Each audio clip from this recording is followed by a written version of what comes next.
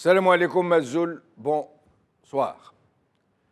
Monsieur Ahmed Ouyahia ne s'est pas encombré de formules empoulées pour demander à Sonatrach de mettre en chantier tous les moyens pour exploiter dans les plus brefs délais les gisements de gaz de schiste pour, dit-il, garantir une continuité des recettes financières du pays crucial au vu notamment de la conjoncture actuelle du Trésor. Fin de citation, c'est lui qui le dit. Le pouvoir algérien n'a donc plus le choix, dans la plus totale incapacité de surmonter la crise économique qui commence déjà à ébranler tous ses fondements et à compromettre lourdement sa main mise sur le pays. Le pouvoir fait feu de tout bois et cherche désespérément à combler le gros trou budgétaire creusé par l'effondrement du prix du baril. Le régime est donc dans une impasse. Il a un besoin vital de financement quasi incompressible qu'il comblait jusque-là par le recours aux réserves de change, mais il sait que celles-ci vont bientôt s'épuiser, être à sec. Alors, pour gagner un peu de temps, ne serait-ce que pour le financement de certains besoins urgents, il a décidé de faire tourner la planche à billets. Mais cela ne sera pas suffisant et risquera même de provoquer à très court terme un phénomène inflationniste qui aggravera la situation plus qu'il ne la soulagera. C'est ainsi qu'est venue l'idée de recourir à l'exploitation du gaz de schiste.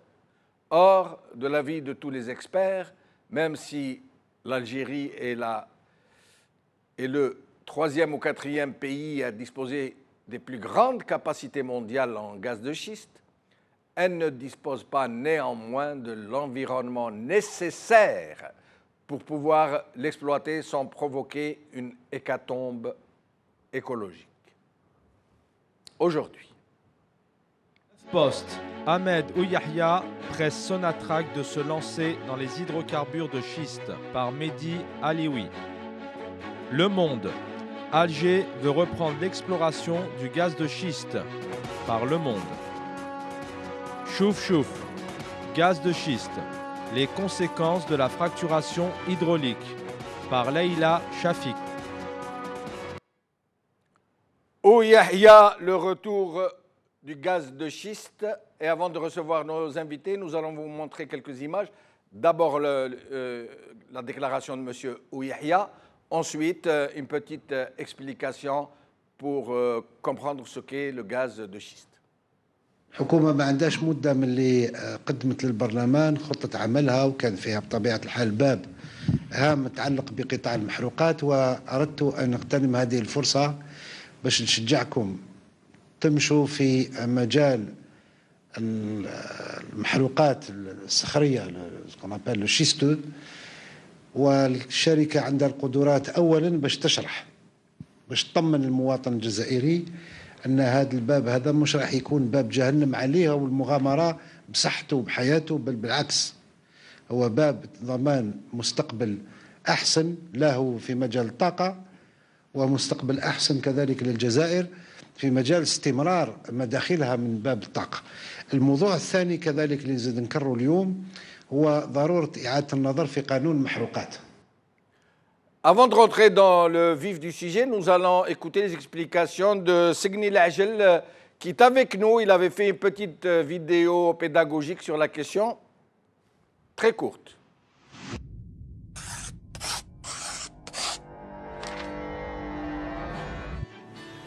الغاز الصخري ببساطة هو غاز غير تقليدي، هو غاز يسمى بغاز الشيست.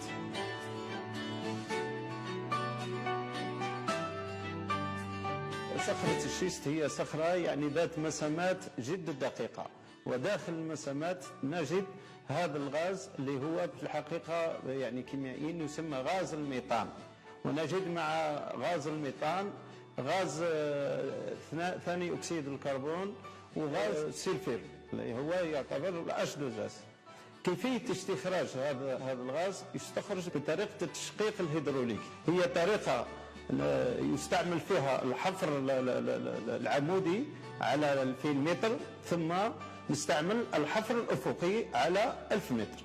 في هذه طريقة التشقيق نستعمل كميات كبيرة من الماء تتراوح بين 10,000 إلى 15,000 متر مكعب من المياه، زائد كميات معتبرة من الكوارتز اللي هو عبارة عن رمل، زائد مواد كيميائية تستعمل عدة عائلات، يعني منها المواد المضادة للترسب، منها المواد المضادة للتآكل، منها المواد اللوبريفيونت اللي هي تسهل عملية تنقل المواد ما دام هي مواد كيميائية، فيها سمومية، فيها مواد مسرطنة، فيها مواد ضارة بالبيئة، وفيها مواد يعني تلوث المياه، والمياه تلوث يعني المياه الباطنية والمياه التي تصعد إلى السطح، لأن بعد عملية الحفر نستخرج المياه عن طريق الضغط يقرأ حتى ل 600 بار،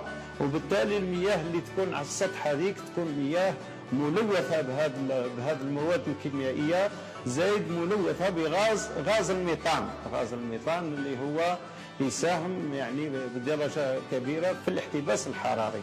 وبالتالي يعني لهذا يعني كل العالم اليوم هز موقف من هذه الطريقة، طريقة التشقيق الهيدروليكي اللي هي طريقة ملوثة جدا بالنسبة للبيئة، ويعني ضارة للإنسان والحيوان، وملوثة لطبقات المياه الجوفية.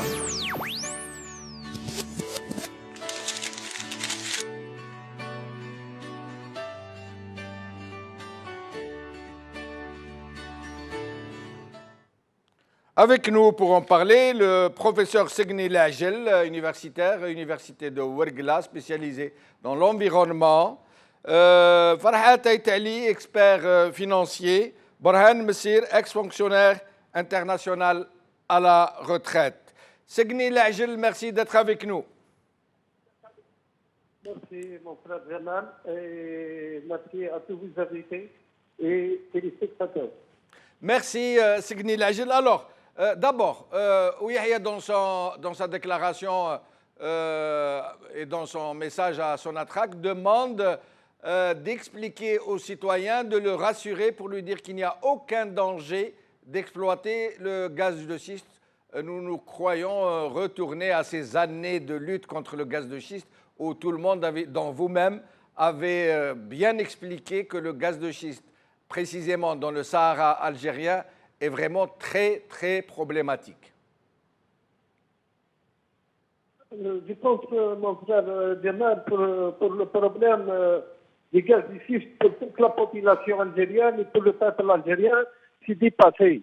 Parce qu'ils ont donné leur avis et leurs mots il y a 3 ans de ça. Donc je pense bien qu'Ouihia, c'est quelqu'un qui n'est pas réaliste. Il n'est pas du tout branché sur ce que veulent les Algériens.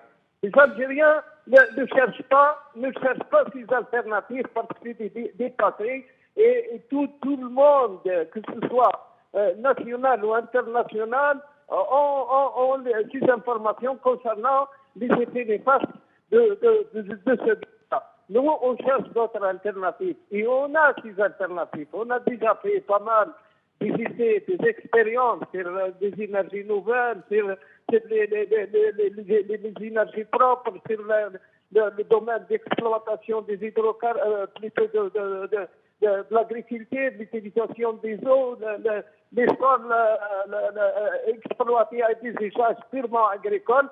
Donc les gens ont déjà commencé à investir et ils sont allés loin dans le développement agricole et le développement surtout des régions du sud, parce que les régions où là, on a assez de terre, on a assez d'espace pour au moins assurer notre sécurité alimentaire. Je pense que M. Ouihia, il est dépassé. Et c'est quelqu'un qui n'est pas réaliste. On sent que vraiment ces gens-là ne vivent pas en Algérie. Ils vivent dans un autre continent ou dans une autre galaxie. Segni Lajel, Professeur Segni Lajel. Alors, rappelons pour ceux de nos téléspectateurs qui ne le savent pas ou qui ont oublié que le sous-sol saharien, il y a deux formes de gisements aquatiques ou aquifères d'eau, ça veut dire des ressources en eau. Il y a les nappes phréatiques qui sont à peu près à 100 mètres de profondeur ou moins, et il y a l'albien ou l'aquifère qui est très profond, et contrairement à la phréatique, ce ne sont pas des eaux de ruissellement, des eaux qui viennent de l'eau de pluie. Ce sont des eaux fossiles qui se sont amassées là depuis des millions d'années.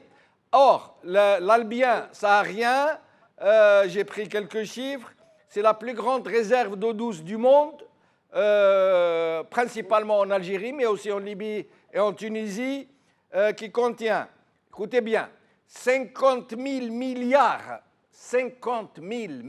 de mètres cubes d'eau douce. C'est l'équivalent de 50 000 fois le barrage de Bni Haroun, qui alimente 6 wilayas.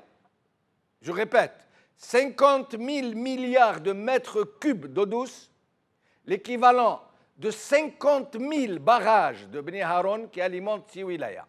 Et donc, tout à l'heure, nous allons donc vous demander de nous expliquer, professeur Segni Lajel, est-ce qu'il y a un danger en cas d'exploitation pour la nappe l'albienne? Ah, nous venons de le perdre. Nous allons essayer de le joindre de nouveau. Farhat Aïtali, vous êtes avec nous. Merci d'avoir accepté notre invitation.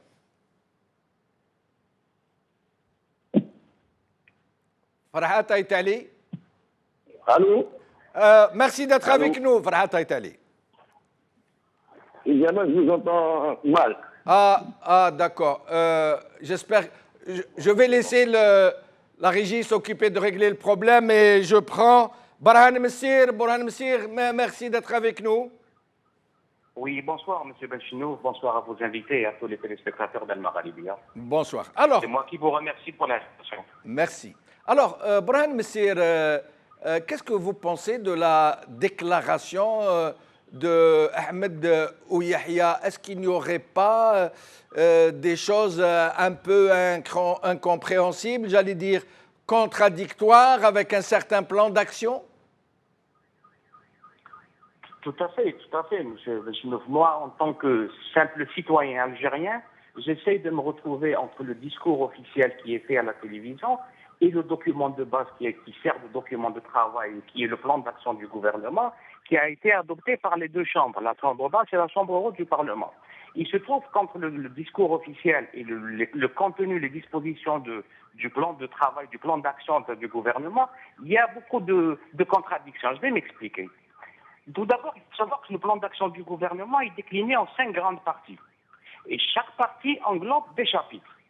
Alors, pour le cas de l'émission d'aujourd'hui, par rapport aux déclarations de M. Ouyahia, il y a deux grandes parties dans ce plan d'action qui, plus ou moins, n'accordent pas beaucoup d'importance à cette histoire du gaz de schiste. Je vais m'expliquer. Alors, la première partie, qui est en fait, c'est la deuxième partie du plan, on parle beaucoup plus de la modernisation de la gouvernance, et dans la troisième partie, on parle du développement des exportations hors hydrocarbures.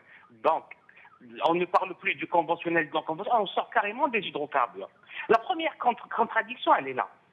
Le contenu du plan d'action du gouvernement et les propos tenus, la différence réside dans le fait que, à chaque fois dans le plan d'action, on essaie d'insister sur l'importance de la préservation de l'environnement, on essaie d'insister sur le développement de l'énergie renouvelable et on essaie d'encourager les exportations hors hydrocarbures.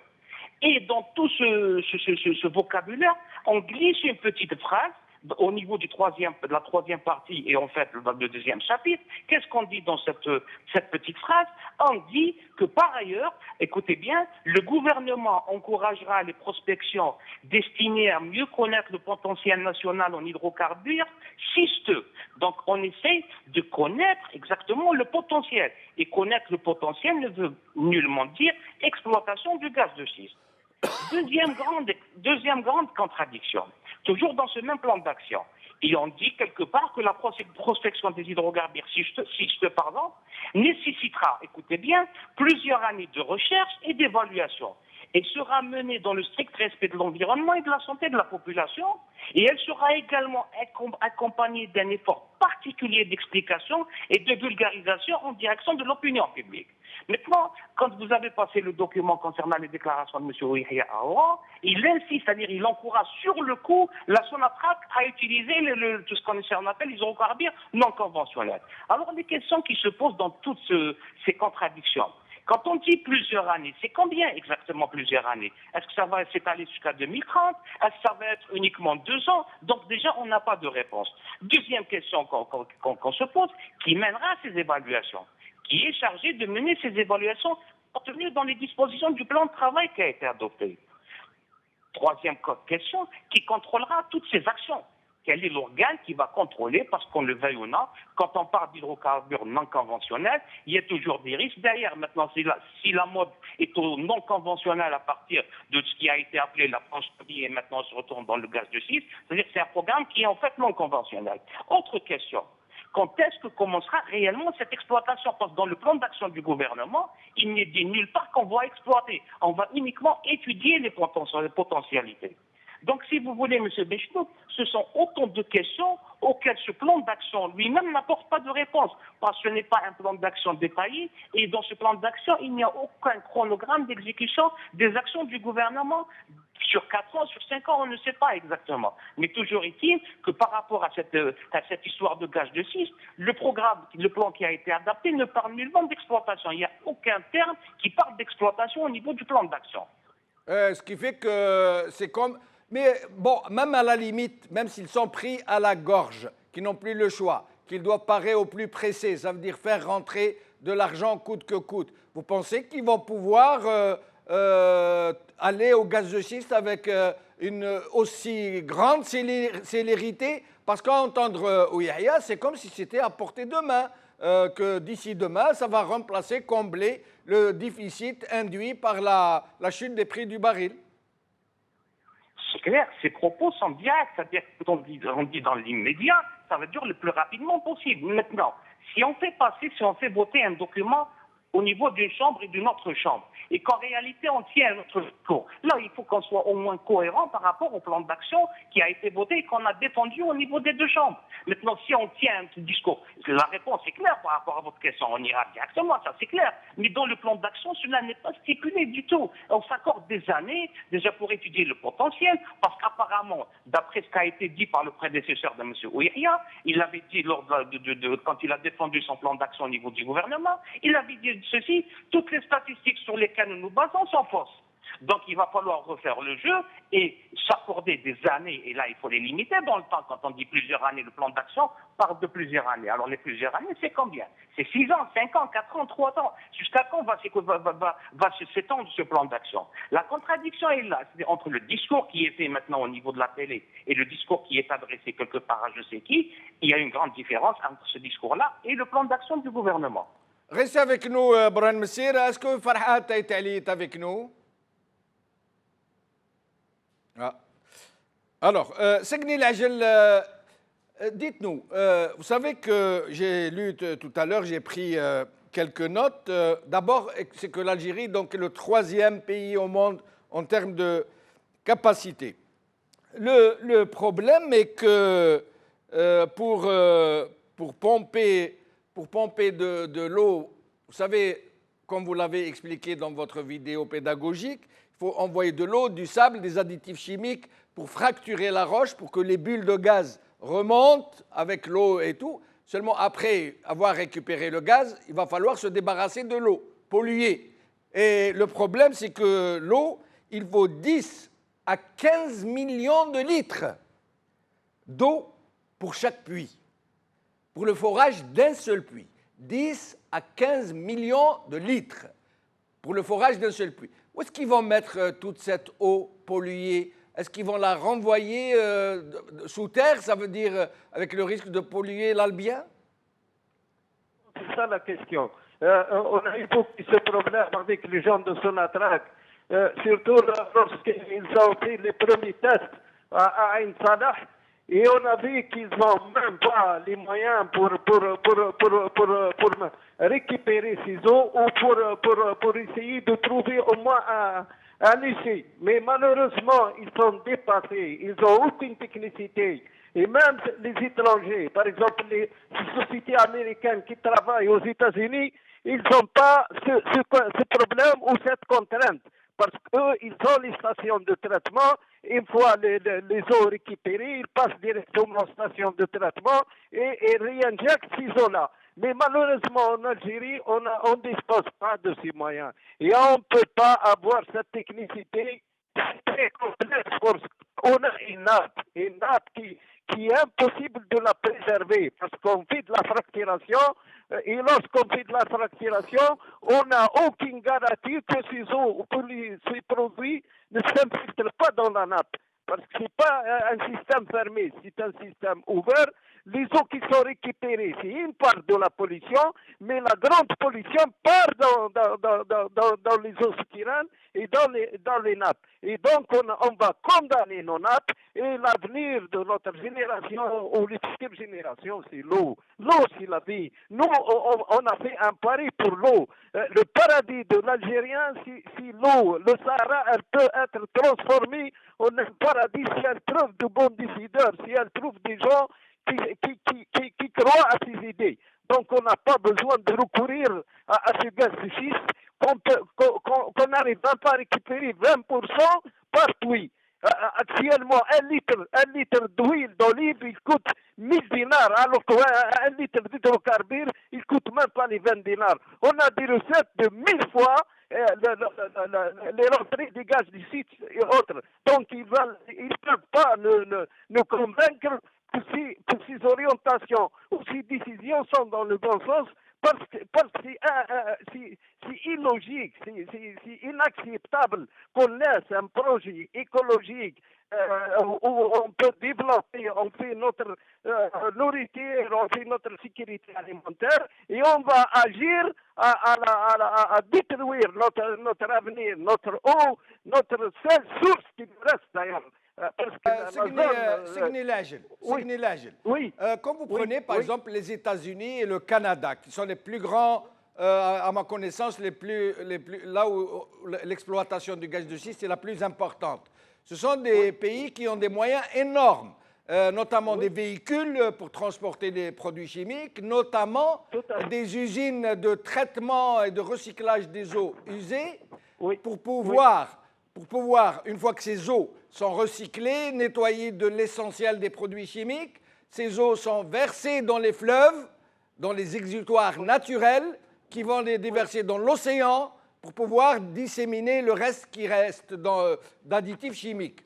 Or, au Sahara, il n'y a pas d'usine de traitement de ce type et elles sont très lourdes à installer, elles sont énormissimes. Deuxièmement, il faudra ramener une flotte entière de véhicules spécialisés. Et troisièmement, il n'y a pas d'exutoire naturel au Sahara. Le Sahara n'a aucun fleuve. Alors comment ils vont faire pour évacuer ces millions de litres d'eau dont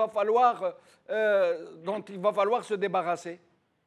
C'est justement cette question qu'on a débattue en 2015 avec ces spécialistes américains. Et ils avouent, ils ont dit que s'il y a des risques, on ne dit pas dans le mythe du pétrole, il n'y a pas zéro risque. Il y a des risques énormes.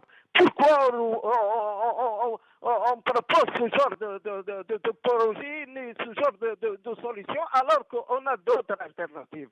Pourquoi on va détruire l'avenir des futures générations alors qu'on peut leur donner espoir et faire d'autres choses qui va les laisser tranquilles et ne pas engendrer ces dégâts qui sont irrécupérables et non remédiables.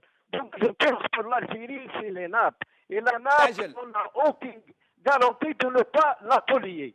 J'ai une question importante, s'il vous plaît, une question très importante. On ne peut pas dire qu'on va négliger une telle richesse pour l'avenir. Nous avons des ressources énormes. Est-ce que plus tard, on ne peut pas attendre qu'il y ait une technique moins polluante pour exploiter ces ressources? Tout à fait. Donc, pourquoi on est pressé? Pourquoi on est précis? On essaye de voir, mais jusqu'à présent, la seule technique, c'est la fracturation hydraulique. Il y a des compagnies qui ont testé le heptafluoropropane, mais jusqu'à présent, il n'y a aucun résultat qui va dans ce sens-là. Donc, vu le coût élevé, donc vous voyez actuellement les prix des hydrocarbures et du pétrole sont découragent tout le monde. Donc on va pas investir dans des technologies là où on va rien avoir comme sous. Donc, en quelque sorte, on va jeter notre argent, on va se mettre dans le vide. Alors qu'on a les alternatives. Les alternatives au sud existent. Et les gens ont commencé à travailler, surtout les gens qui bossent dans l'agriculture et tout. Donc, ils ont commencé à installer de la photovoltaïque. Ils ont commencé à travailler sur les cheminées solaires. Donc, il y a de l'avenir. Il y a de l'avenir dans l'énergie. Donc, aujourd'hui, l'Arabie Saoudite qui produit 10 millions de barils jour, aujourd'hui, ils ont lancé les cahiers de charges pour l'installation d'une station de 300 mégawatts pour les énergies renouvelables et pour le solaire. Est-ce qu'on est mieux doté que les Saoudiens? Les Arco et Anadarko et toutes les 7 sœurs des compagnies américaines se trouvent en Arabie Saoudite. Pourquoi eux, ils ont essayé de diversifier leur investissement et ils ont investi dans les énergies propres, alors que nous, qu'on produit même pas 1 million de barils jour, on est en train de fouiner et de chercher les énergies fossiles, alors qu'on a la plus grande richesse et le plus grand gisement en solaire se trouve en Algérie. Restez avec nous, Segni Lajil, je reviens à vous dans un moment. Nous avons retrouvé Farhat Aitali. Farhat Aitali, est-ce que vous l'entendez? Je vous entends très bien, là, si jamais. Ah, très bien. Alors, Farhat Aitali, d'abord, merci d'être avec nous.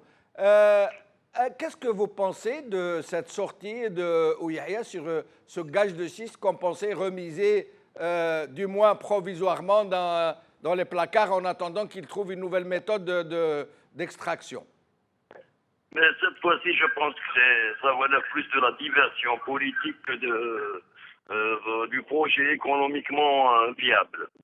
La dernière fois qu'ils ont remisé le projet au placard, c'était pour des considérations économiques. Ce n'était pas une question de technique ou de recherche de nouvelles techniques. De toute façon, les Américains ont continué sur la même technique. Ça ne les a pas trop dérangés.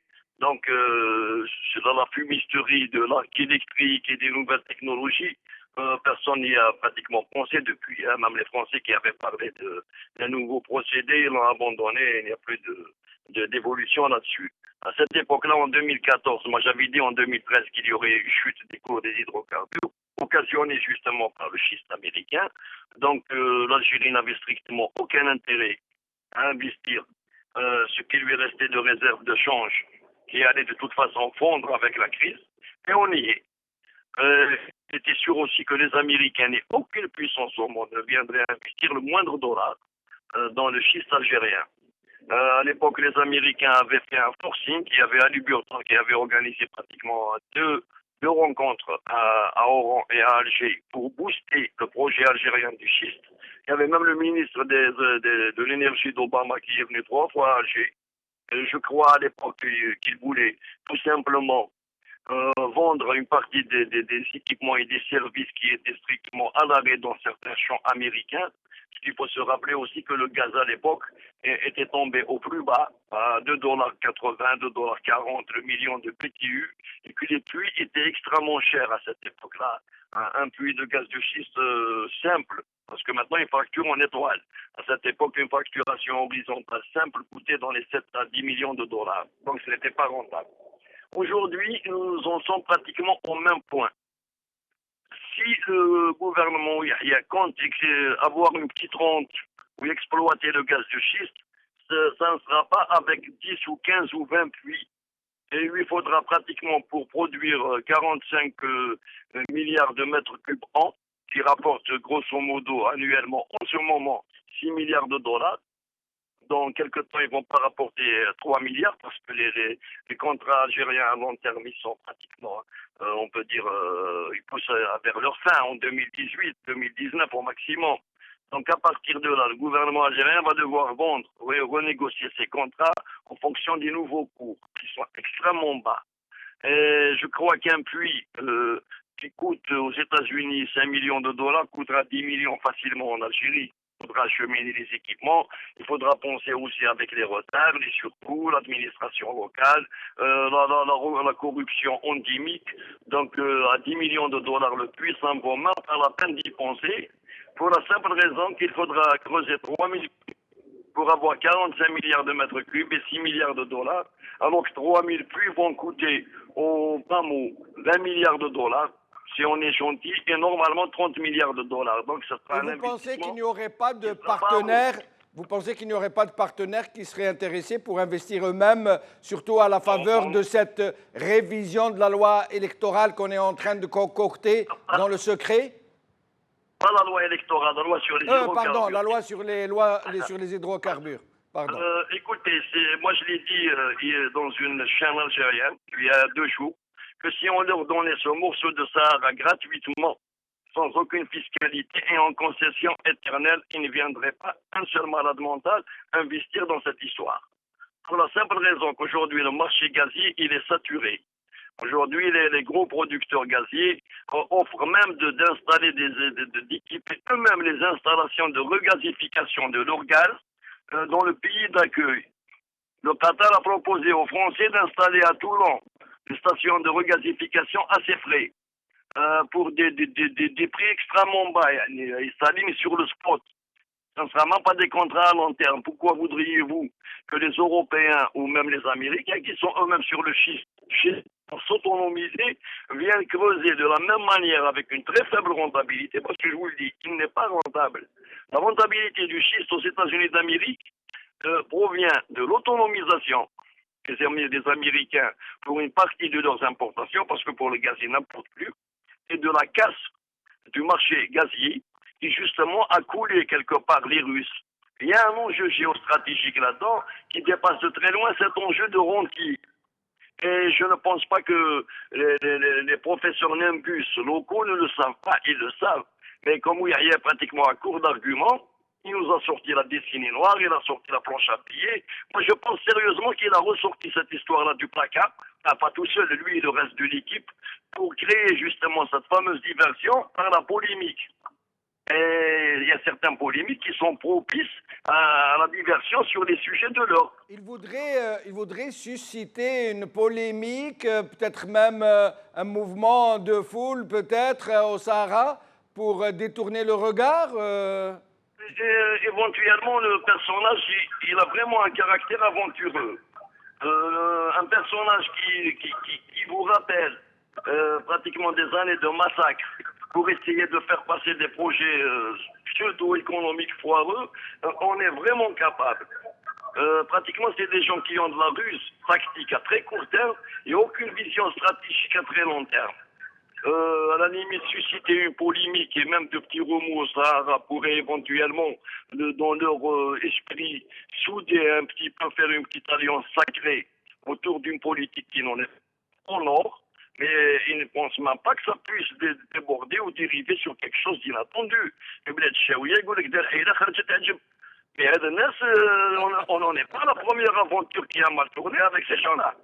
Mais Farhat Aitali, si on rajoute à votre argumentaire quasiment impressionnant, hein, si on rajoute les coûts de production du gaz de schiste qui sont très élevés, comparé au prix de vente actuel du prix de gaz, qui fait qu'ils ne sont plus compétitifs du tout, ils n'intéressent plus personne.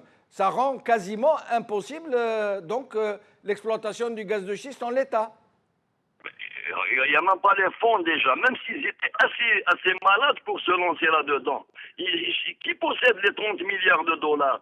Sonatrach n'a pas de réserve. Elle a été ponctionnée même sur une partie de ses bénéfices pour combler le premier semestre. Je viens de jeter un coup d'œil sur les chiffres du ministère des Finances qui parlent d'une amélioration des ressources ordinaires. Il a juste oublié au passage de préciser que 965 milliards de dinars ne sont pas des ressources, mais des prélèvements sur la Sonatrach et la Banque d'Algérie, sur leurs propres provisions. Et ça, ce n'est pas une ressource ordinaire, ça c'est pratiquement une ponction sur des capacités d'investissement dans son Sonatrach et aussi une ponction sur les provisions qui permettent à la Banque d'Algérie d'assumer son rôle d'émetteur de monnaie. D'ailleurs, quelque part, cette émission programmée pour le mois d'octobre, pour ce mois-ci, elle a pratiquement commencé dans les faits. Parce qu'il va falloir compenser les 900 milliards de dinars par une nouvelle émission. Donc, je crois que quelque part, ils n'ont pas l'argent pour le faire. Ils n'auront pas ce partenaire qui viendra avec l'argent. Ni avec 51,49, ni avec 100%. Je l'ai dit, même s'il lui donne un morceau du Sahara. Il ne viendra pas. Restez avec nous, Farhat Aïtali. Brahim Messir, vous avez entendu Farhat Aïtali? Allô? Non, je n'entendais rien du tout. J'étais vraiment déconnecté là. Ah, c'est dommage. Hein. Vous avez raté quelque chose parce que Farhat Aïtali Oui, j'ai essayé de...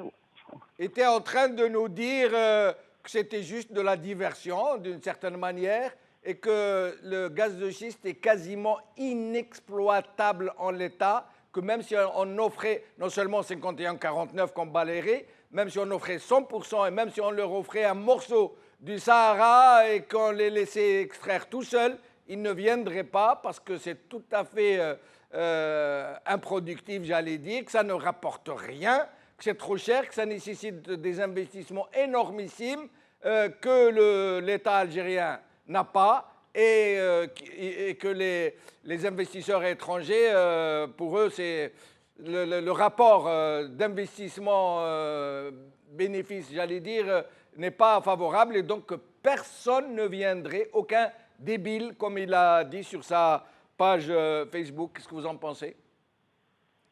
Bah, je suis entièrement d'accord, parce que là, vous soulevez carrément la question, est-ce que l'État a les moyens de sa politique?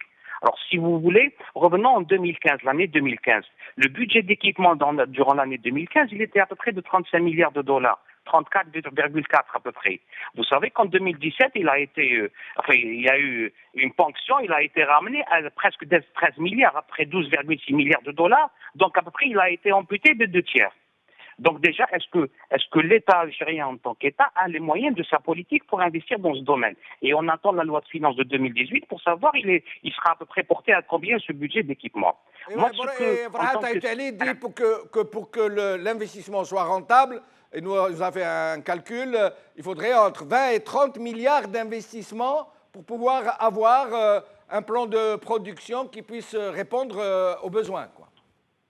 Et là, c'est maintenant, vous mettez carrément 20 milliards de dollars uniquement pour cette exploitation-là, et le pays va fonctionner avec quoi? Et d'autant plus que le dernier plan quinquennal, c'était de développement, il s'est arrêté en 2014. Donc 2015, 2016, 2017, par rapport à des situations un petit peu, par rapport à la situation financière du pays, donc il y a eu des restrictions. Déjà, d'où ramener cet argent? Donc on n'a pas les moyens de notre politique. Et si vous permettez, moi, en tant que citoyen, je le redis encore une fois, ce qui me fait peur, c'est également, au-delà du fait qu'il y a un décalage entre le discours officiel et ce qui est contenu dans le plan de travail. Maintenant, est-ce que, par rapport déjà à l'impact sur l'environnement, est-ce qu'il y a eu des études sérieuses qui ont été menées quelque part dans le monde et qui vont être menées en Algérie? Si on suit bien ce plan d'action, il va y avoir apparemment des évaluations. Mais là, est-ce que l'impact déjà vaut le coup? L'impact sur l'environnement vaut le coup par rapport à l'investissement qui sera porté dans le cas où on peut se ramener avec ces 20 milliards, on essaie de les chercher quelque part ailleurs. Pour ce qui est de l'impact sur l'environnement, Segni Lajen nous a expliqué, il est spécialiste en environnement, il était très impliqué dans la résistance contre l'exploitation du gaz de schiste au Sahara, notamment au Sahara. Et donc, pour lui, pour tous les experts, ce n'est pas une hécatombe, c'est une mégatombe. Mais restez avec nous, je reviens à vous, Brahim Messir, dans un moment. Segni Lajen. Oui. Alors, si jamais, on ne sait jamais comment ils vont faire. Farhat Aïtali est en train de nous dire que c'est quasiment impossible, qu'il ne faut pas avoir peur, ils n'ont pas les moyens de pouvoir exploiter le gaz de schiste, il ne faut pas s'en faire. Mais si jamais ils trouvent le moyen, est-ce que vous pensez que la rue algérienne pourrait se mobiliser comme elle l'a déjà fait, notamment la population de Ain Saleh? Je vous confirme une chose. S'ils passent à l'action et ils essayent de faire quoi que ce soit dans le gaz de schiste, c'est la séparation du Nord, c'est le Sud. Je vous confirme ça. Les gens, on a marre de ces actes et de ces réflexes-là. Donc, les gens refusent catégoriquement. Ils ont dit que les réserves des hydrocarbures conventionnels, ils ont bénéficié d'aucune chose. Donc c'est pas le gaz de schiste qui va régler le problème de développement dans le site. Ils rejettent cette hypothèse-là. Les gens veulent autre alternative que le gaz de schiste. Donc, s'ils sont en train de pousser le bouton, ils sont en train d'appliquer des directives des compagnies étrangères et l'objectif, c'est un autre objectif, c'est disloquer l'Algérie comme ils sont en train de le faire au Kurdistan, comme ils sont en train de faire un peu partout au Yémen, en Irak, en Syrie. Donc c'est le deuxième stade. Il y a une deuxième lecture de ce problème de gaz de schiste. La réalité derrière le gaz de schiste, c'est séparer, isoler le sud du nord, c'est le projet de Gaulle et de ses compagnies. Donc c'est ce qu'ils veulent, ces gens-là. Parce que les gens du sud ont donné leur avis en 2015 à Sellel et ils ont rejeté catégoriquement d'aller vers le gaz de schiste. Pourquoi ils sont en train de refaire cette cassette une autre fois? Donc, je pense qu'il y a d'autres choses qui se cachent derrière ce gaz de schiste. Donc, nous, on souhaite bien que ces gens-là soient cool et ils essayent de voir et l'avis des experts, l'avis des gens qui sont sur site, l'avis de la population, parce que c'est un sujet tabou, c'est un sujet qui va mener à d'autres problèmes et l'autodétermination Merci, Segni Lajel. Restez avec nous jusqu'à la fin de l'émission. Farhat Aïtali, je vais me faire un peu l'avocat du diable. Vous nous avez brillamment expliqué que c'était quasiment impossible d'exploiter, qu'il fallait dormir sur nos deux oreilles, qu'ils ne le pourront jamais de toutes les façons. Mais supposons qu'ils trouvent les moyens, je ne sais pas, qu'ils aillent puiser dans les réserves de change ou je ne sais pas, et qu'ils se mettent à exploiter eux-mêmes avec les moyens du bord.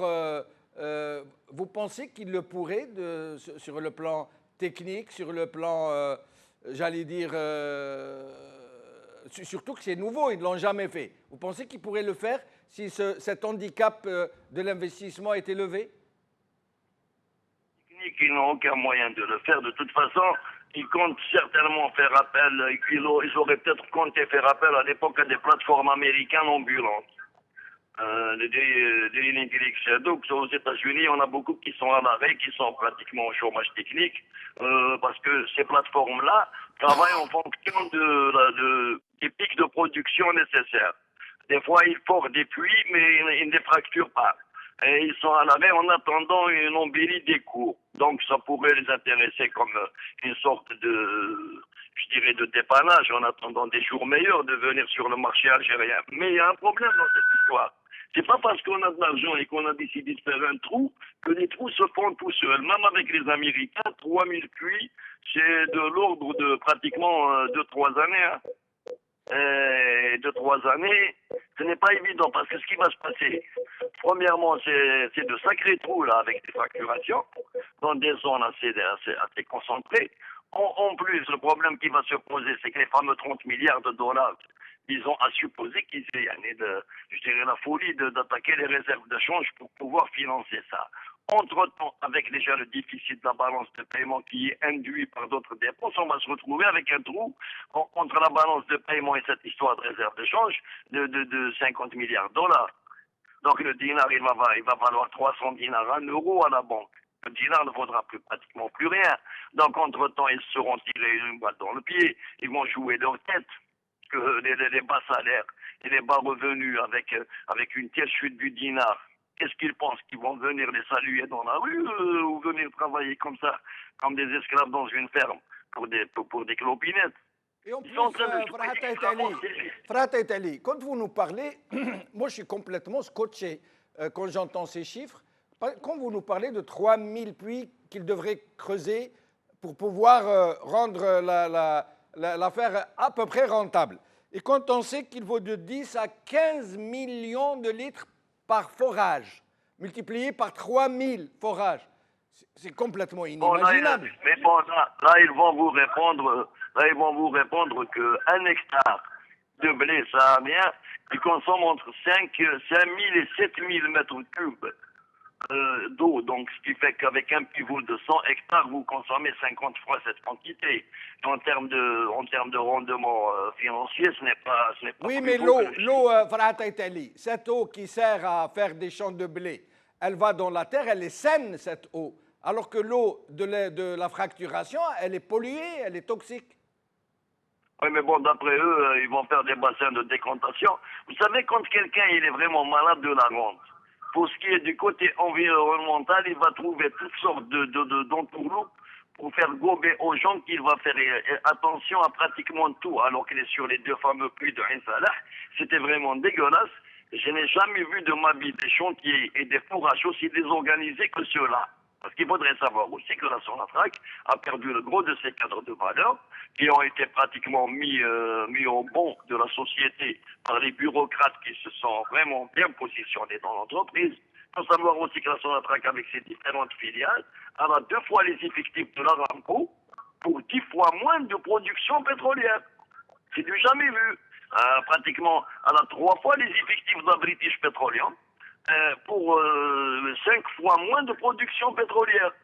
La British Petroleum, qui fait du 5 à 6 millions de barils jour dans des champs dispersés à travers le monde, elle a 38 000 employés.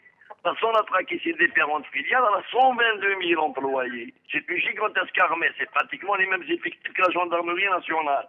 Donc, il faudrait déjà pouvoir payer tout ce beau monde-là avant de penser à creuser des trous dans les schistes sahariens. Ce qu'ils n'ont pas encore dit aux gens, c'est que le taux de récupération dans les schistes algériens, il est de 15%, alors qu'aux États-Unis, il va jusqu'à 50%. Donc le débit de ces puits, moi quand j'ai parlé de 3000 puits, je me suis basé sur une moyenne de tous les puits américains calculés par l'Agence américaine de l'énergie. Par contre, si on devait aligner les capacités de la sortie de puits et la pression et les capacités de rétention des argiles, parce que là chez nous c'est de l'argile, des argiles à 5000 mètres de profondeur, on n'aura jamais la même production qu'aux États-Unis, ni le même débit à la tête de puits. Donc on va se retrouver entre 5000 et 6000 puits. C'est pour ça que je dis que ces gens-là, qui sont à la recherche d'une rente rapide, savent pertinemment que ce n'est pas une rente. Ils ne sont pas arrivés quand même à ce degré de débilité. Donc qu'est-ce qui peut bien les pousser à présenter le schiste non pas comme une opération risquée mais nécessaire? J'ai entendu le Premier ministre la présenter comme étant une sorte d'atout-maître, une sorte de martingale, l'affaire du siècle. Donc dans cette histoire-là, il y a 2 objectifs. Le premier objectif pour certains gougous qui croient en la rente éternelle, ceux-là, ils vont immédiatement sauter, qui Sidi Yahya et compagnie. Ils vont être contents de se dire que Yahya va renflouer la rente et on va continuer comme d'habitude à se couler douce et à importer du tout et de rien. Mais il y a l'autre variété, les gens de Ain Salah, du Sud, les activistes anti-gaz du schiste, qui pourraient éventuellement justement créer une situation de contestation activiste et de conflits sociaux, éventuellement de conflits même physiques à propos de cette histoire, ce qui fera une belle diversion, un beau regroupement de toute façon de toute la clientèle du régime qui sera soudée autour d'un faux sujet. Merci. Donc ce sujet-là n'est pas économique. Merci Farhat Aitali, en espérant vous revoir bientôt. J'aurais voulu vous poser la question sur l'impôt sur la fortune, ne serait-ce qu'un mot, mais on est presque à la fin. Borhan Messir, que nous venons de retrouver après l'avoir perdu. Borhan Messir, donc nous arrivons à la fin de l'émission. Qu'est-ce que vous pourriez nous dire pour conclure sur cette très curieuse histoire de gage de schiste? Si vous permettez, moi j'aimerais bien terminer par une question. Oui. Le plan d'action du gouvernement englobe une partie très importante par rapport aux énergies renouvelables.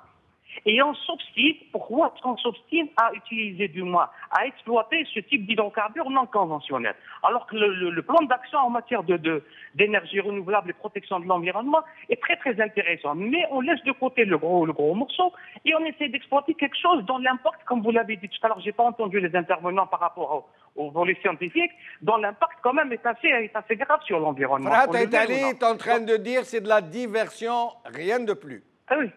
Oui, mais maintenant, écoutez, en cette période de crise, au lieu de trouver des solutions, au lieu de faire un chronogramme d'exécution des actions en essayant de mettre le budget adéquat par rapport à toute action, on fait dans la diversion et là, c'est très grave. Oui, mais Farhat Aït-Ali est en train de dire diversion, ça veut dire aussi possibilité de créer des remous sociaux et donc de rallier autour de soi tous les alliés hésitants du régime, faire bloc contre la population en quelque sorte. Oui, mais est-ce que ça va nous faire sortir de la crise? C'est-à-dire si on essaie de créer ce genre de truc-là, c'est très très... Moi, je dis qu'on a d'autres possibilités à exploiter et qui ne coûtent pas aussi cher et qui n'ont pas d'impact aussi grave sur l'environnement. Donc, on exploite ces solutions-là. Pourquoi est-ce qu'on s'obstine à exploiter uniquement le gaz de schiste? Oui, en effet. Merci Bourhane Messir, merci Signi Lajel, merci Farhat Aït-Ali. Merci à vous, chers amis, d'avoir suivi cette émission. Bqa ala khair, bislama.